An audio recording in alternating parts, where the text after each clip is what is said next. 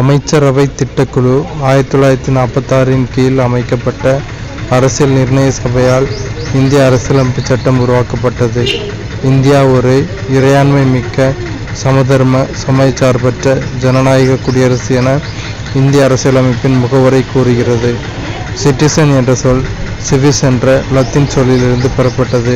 இது கேட்பாங்க, எந்த மொழி சொல்லுன்னு கேட்பாங்க, லத்தீன். இதன் பொருள் ஒரு நகர அரசில் வசிப்பவர் என்பதாகும். Doctor B.R. அம்பேத்கரின் கூற்றுப்படி 32வது சட்டப்பிரிவு அரசியலமைப்பின் இதயம் மற்றும் ஆன்மா ஆகும். இதுவும் கேட்பாங்க, அரசியலமைப்பின் இதயம் மற்றும் ஆன்மா எந்த சட்டப்பிரிவுன்னு கேட்பாங்க, 32வது சட்டப்பிரிவு. 2004 இந்திய அரசு மொழிகளை வகைப்படுத்த முடிவு செய்து புதிய வகைகளாக செம்மொழிகளை அறிவித்தது.